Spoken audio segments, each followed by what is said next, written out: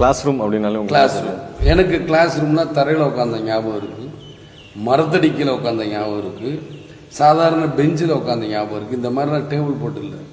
இவ்வளவு டேபிள் போட்டது எல்லாமே பிரைவேட் காலேஜில் தான். இன்னமும் அரசாங்க பள்ளிக்கூடத்தில் மரத்தடிக்கையில் சொல்லிக் கொடுக்குற பள்ளிக்கூடங்கள் தான் அதிகமாக இருக்குது, தவிர இல்லை. அன்னிலேருந்து இன்னைக்கு வரைக்கும் மல்ல இங்கே என்னமோ நான் புதுசாக பார்க்குறேன், சரி என்ன டேபிளில் உட்கார வைக்கிறாங்க அப்படின்னு. எந்த வரிசையில் உட்காருவீங்க சார்? என் பேர் அல்பபெட்டுன்னு சொல்கிறேன், இங்கிலீஷில் இப்போ தெரியுது. அப்போ இந்த முதல் எழுத்துங்கிற மாதிரி என் பேர் விஜயராஜ், இப்போ தான் விஜயகாந்த். ஆக எது தொட்டாலும் வி தான் முதல் எழுத்து. அந்த வி கடைசியில் வரணும், கடைசியில் தான் உட்கார வைப்போம். அந்த இதுபடி சொல்லு, ஆனால யார் எழுத்து வருது, ஆவனால யார் எழுத்து வருது, இந்த மாதிரி தான் உட்கார வைப்பாங்க. அது மாதிரி இங்கிலீஷில் ஏ என்ன, பி என்ன, சி என்ன, டி என்ன, ஏ அவங்க உள்ளே நெய்யாம்பாங்க. சில நேரத்தில் இப்போ பிரசன்ட் சார் அப்படிம்பாங்க. இந்த மாதிரி மாறி மாறி வர்றது.